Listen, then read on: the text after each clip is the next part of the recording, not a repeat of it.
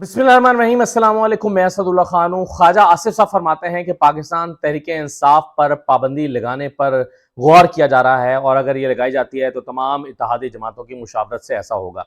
अब ये इत्तेहादी जमातों की क्या हैसियत है जो इस वक्त एक एक दो दो असम्बलियों के रुकन लेकर बैठे हुए हैं और सारे लोग इस वक्त इकट्ठे हुए हैं। इस वक्त इमरान खान की पॉपुलैरिटी जो इस कदर बढ़ी थी उस और पीडीएम की हुकूमतों को लोगों ने रिजेक्ट किया था, उसकी वजह ये थी कि ये सारे लोग इकट्ठे हो गए हैं। सारे लोगों का इकट्ठा हो जाना स्ट्रेंथ बनने की बजाय पीडीएम की मुखालफत में चला गया था कि जी सारे इकट्ठे होकर इमरान खान के खिलाफ आ गए हैं। आप अगर किसी से बात करें जो पीएमएलएन का या इन जमातों का हामी भी रहा है, उससे भी बात करें, वो कह रहे हैं जी बड़ी जाती हुई है, देखें ना ये सारे इकट्ठे होकर इमरान खान के खिलाफ जमा हो गए हैं।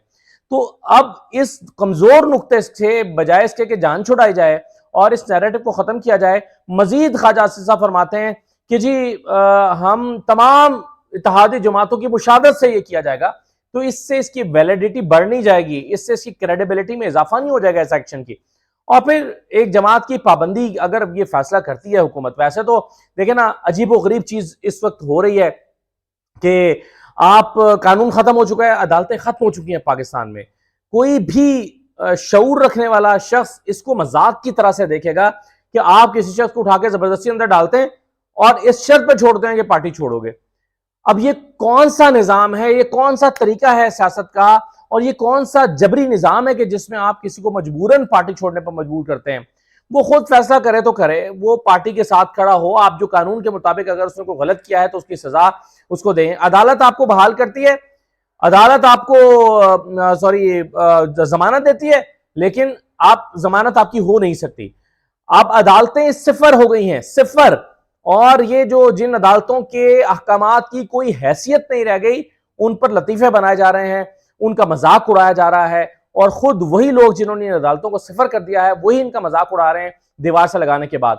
तो अदालतों की तो कोई हैसियत रह नहीं गई इस वक्त जो बज़ाहिर नजर आता है। और खुदा ना खास्ता ये बात अगर लोगों के जहनों में बैठ गई तो ये मुआशरा लाकानूनियत की तरफ जा सकता है। कि आप सोचे ना कि इस वक्त लोगों को भरोसा होता है अदालत का कि मेरा मामला अदालत में जाकर मुझे इंसाफ मिल जाएगा। मसलन मेरे साथ किसी ने सड़क पर ज्यादती कर दी है, मुझे किसी ने गाड़ी को हिट कर दिया है, मेरी जमीन पर किसी ने कब्जा कर लिया है, या कोई और मेरे साथ ज्यादती हुई है, तो मेरे पास क्या होता है? मेरे पास एक हौसला होता है कि जी मैं पुलिस को कॉल करूंगा, मैं 15 पे कॉल करूंगा, पुलिस आ जाएगी, पुलिस उसको मुकदमा दर्ज करेगी, मेरा मामला जो है वो अदालत के पास जाएगा और मुझे इंसाफ होगा। यही आशा होता है ना एक सोसाइटी के अंदर, मुआशरे के अंदर रहने का। लेकिन जब लोगों के जहनों में आ जाए कि नहीं अदालतें तो सिफर हो चुकी हैं इस सोसाइटी में, अदालतों के तो अहकाम चलते नहीं है, ताकतवर के अहकाम चलते हैं, तो आप सोचें कि कौन अदालतों का रुख करेगा, कौन पुलिस को 15 पे बुलाएगा। कहीं ऐसा ना हो कि लोग अपने स्कोर सेटल करना शुरू कर दें, लोग अपनी अदालतें सड़कों पर लगाना शुरू कर दें। तो ये सब बेयकीनी जो है ये फिर लाकानूनियत की तरफ लेकर जाती है जो इस वक्त हो रहा है। अब आप कहते हैं कि पीटीआई पर पाबंदी जो है उस पर गौर किया जा रहा है। अब एक ऐसा प्रेसिडेंट आप सेट करने जा रहे हैं कि जहां पर फिर देखें हालात तो इस मुल्क में अचानक पलट जाते हैं। किसी ने सोचा नहीं था इमरान खान की जमात पर यह वक्त आएगा, आज से 1.5-2 साल पहले किसी ने सोचा नहीं था, लेकिन ये हो गया।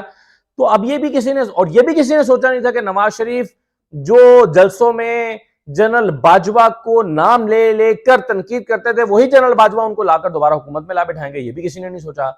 तो ये तो पाकिस्तान में हालात तो बदल जाते हैं, कोई पता नहीं है कि दोबारा इमरान खान के लिए हालात साजगार हो जाएं और वापस आ जाएं। अब अगर इमरान खान दोबारा आ जाते हैं, या चलिए कोई और जमात आ जाती है जी, इमरान खान को आप खत्म कर देते हैं, और कोई और जमात आ जाती है जिसके नून लीग के साथ इख्तिलाफात होते हैं, और वो ये जमात ये फैसला करती है कि हमने इस नून लीग को जो है वो किसी भी बात को बुनियाद बनाकर या बहाना बनाकर इस पर पाबंदी लगा देनी है, इसको बैन कर देना है। तो आप सोचिए ये कैसे रिवायत डल रही है सियासी जमातों को बैन करने वाली, ये कैसे रिवायत डल रही है कि आप जो है वो। और फिर वैसे भी हमारे यहाँ क्या होता है कि जमात पर पाबंदी लगती है, वो अपना नाम बदल के दोबारा काम करना शुरू कर देती है। उससे क्या होगा, निशान तब्दील हो जाएगा, आप बल्ले के निशान पर नहीं लड़ेंगे, आप हॉकी के निशान पर लड़ लेंगे या गेंद के निशान पर लड़ लेंगे। लेकिन मामला यह है कि बहुत सारी जो है वो डैमेज करने की जो प्लानिंग है वो इस वक्त हुकूमत की तरफ से पाकिस्तान तहरीक इंसाफ को की जा रही है। अच्छा, ये सब कुछ कामयाब हो जाता, ये सब कुछ कामयाब हो जाता अगर हुकूमत परफॉर्म कर रही होती। अब मैं आपके साथ इस वीडियो का दूसरा हिस्सा उसके तरफ आता हूं। देखिए मामला यह है कि अभी तक 2023-24 का जो बजट है उसके तखमीना जात हतमी शक्ल इख्तियार नहीं कर सके। ये बहुत ही क्रिटिकल सिचुएशन है कि 2023-24 का जो आपने बजट देना है, जो कि आपने 8 तारीख मुकर्रर कर रखी है, उसका जो बजट देना है, आपको ये नहीं पता कि आपने किस चीज़ का कितना तखमीना देना है। अभी तक आप आईएमएफ के हिसाब से बजट बनाने का प्लान कर रहे थे। अब आपने आपने अपनी डायरेक्शन चेंज की है कि आईएमएफ के बगैर बजट बनाएं। खुद पीएमएलएन के अंदर लोगों का मानना है, मिफ्ता साहब का मानना है कि आईएमएफ प्रोग्राम बहाल ना हुआ तो मुल्क दिवालिया हो जाएगा। अब आप आईएमएफ के बगैर अगर बनाते हैं तो आपको ये पता नहीं है कि आपने तखमीने क्या रखने हैं, टैक्स कलेक्शन का हदफ क्या रखना है, जीडीपी का हदफ क्या रखना है, एग्रीकल्चर सेक्टर का टारगेट क्या सेट करना है, और इंडस्ट्री का टारगेट से क्या सेट करना है, सर्विसेज सेक्टर का टारगेट क्या सेट करना है। ये जो तखमीने हैं ये फाइनल नहीं हो सके। ये फाइनल क्यों नहीं हो सके?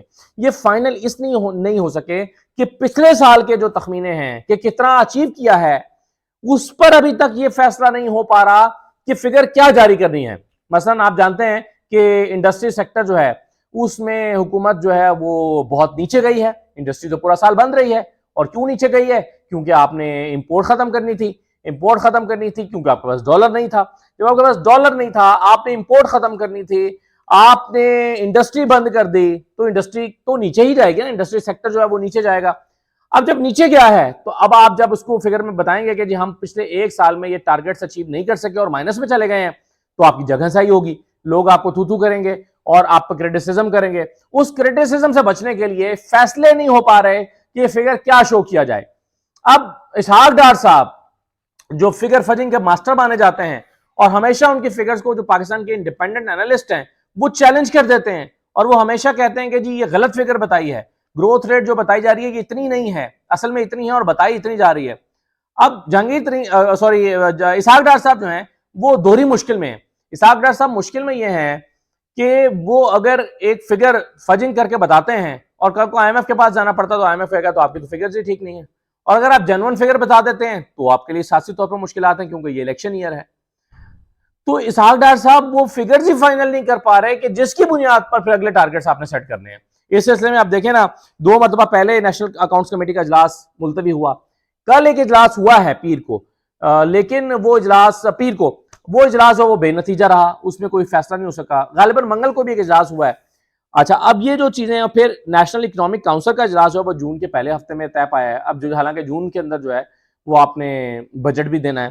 तो दो चीजें हुकूमत के पास नहीं है, एक उनके पास ना मौजूदा माली साल के आदाद-ओ-शुमार फाइनल हुए हैं, जो मैं बता रहा हूं कि मौजूदा जो माली साल है उसके आदाद-ओ-शुमार फाइनल नहीं हो पा रहे, और फिर ना ही अगले माली साल के लिए जो तखमीना है वो लगाया जा पा रहा है कि जी अगला माली साल जो है उसके लिए क्या टारगेट सेट करने हैं। तो ये चीजें हुकूमत के पास नहीं है और हुकूमत जा रही है बजट अनाउंस करने।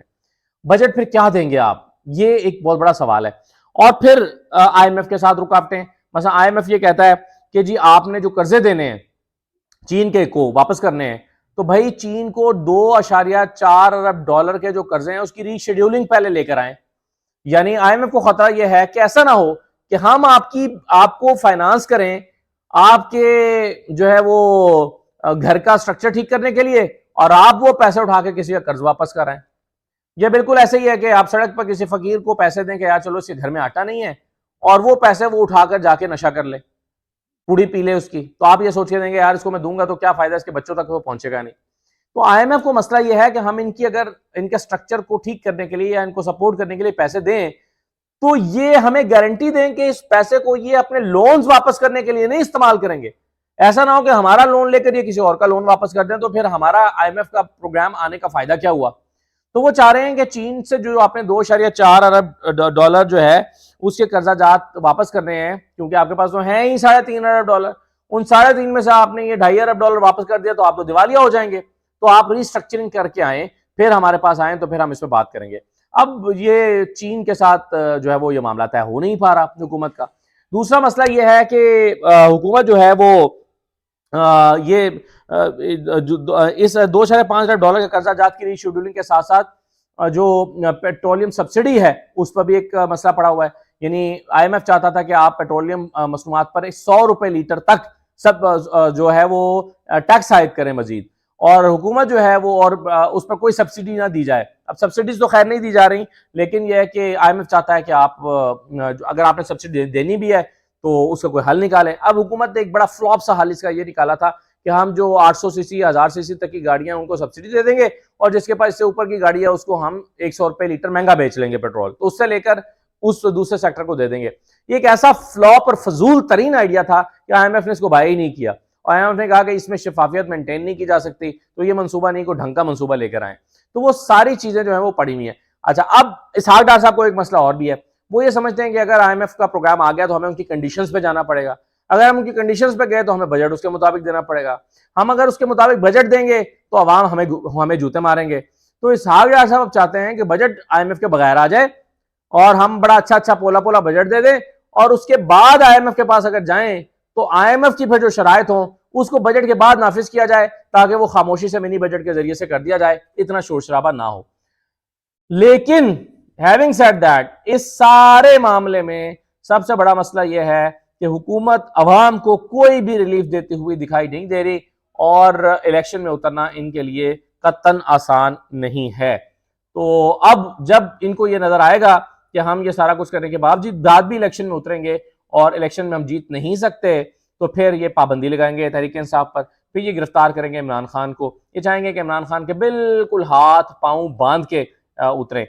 लेकिन ये कैसा ऐसा तरीका मुतारिफ करा रही है हुकूमत कि आइंदा फिर कोई भी हुकूमत में आएगा उसके पास ये प्रेसिडेंट मौजूद होगा कि वो अपने सियासी मुखालिफों के साथ यही करे, वो अपनी सियासी मुखालिफ जमातों जिन पर जो उनके मुकाबले में है उन पर बहानेबाजी करके पाबंदी लगाए, उनकी लीडरशिप को गिरफ्तार करे, उनकी जबरदस्ती वफादारियां तब्दील करे और फिर वो इलेक्शन में उतरे और जब तक ना उतरना हो और फिर सुप्रीम कोर्ट के बाहर धरने दे, सुप्रीम के जजेस को मलाइन करे, उनकी फैमिलीज को रगे दे और ये सारा कुछ करने के बाद वो इलेक्शन में उतरे। ये ट्रेंड इस वक्त पाकिस्तान में सेट हो रहा है।